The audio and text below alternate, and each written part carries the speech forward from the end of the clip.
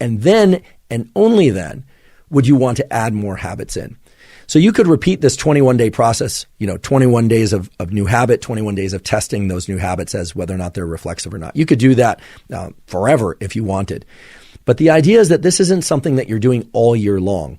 It's that you, perhaps starting the new year, or regardless of when you're listening to this, you set out to make that 21-day really the stimulus period in which the habits get wired in. And then the following month, and maybe even the following months or periods of 21 days, are really the kind of thermometer or the test bed of how well you've embedded those particular habits. And if indeed you want to continue to add new habits, or you find that certain habits that you weren't able to embed in your nervous system and make reflexive, you want to then bring those in, fantastic. But it's only once you've achieved all those 6 habits as reflexive that you would move forward. And I think this sort of system, while it could have been replaced with many other different systems, again, there's nothing holy about the system, but this particular system has a number of features: the lack of compensation for missed days, the fact that it's a fairly high intensity program for 21 days, but then you test yourself, a kind of a competition test with yourself, if you will.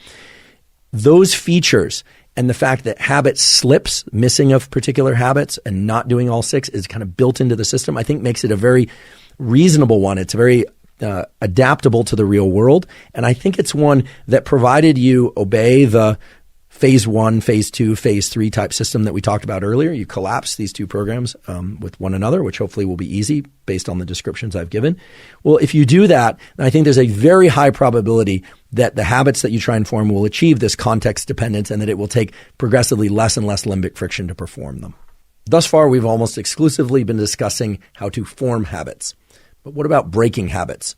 Certainly many people out there would like to break habits that they feel don't serve them well. One of the challenges in breaking habits is that many habits occur very, very quickly.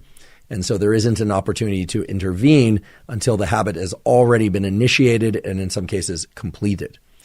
Well, there are a couple of tools that neuroscience and psychology tell us can be very beneficial. Some of those things are somewhat intuitive and relate to what I call foundational practices, meaning things that set the overall tone in your body and brain such that you would be less likely to engage in a particular habit, or that would raise your level of awareness, both of your situation and to how you feel inside. So things like stress reduction, things like getting good sleep, things like quality nutrition, things like having positive routines arranged throughout your day. All of those, of course, will support you in trying to break particular habits. And while that can be very useful, it's admittedly very generic advice. It doesn't point to any one specific protocol. In order to identify a specific protocol that one could apply in order to break habits, we have to look at the mirror image of the sort of neuroplasticity that we talked about at the beginning of the episode.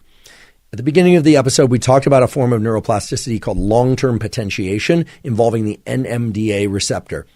Just to refresh your memory a little bit, it basically says that if a set of neurons is very electrically active, it's likely that over time, those neurons will communicate with themselves more easily because of changes in things like NMDA receptor activity, the recruitment of additional receptors, etc.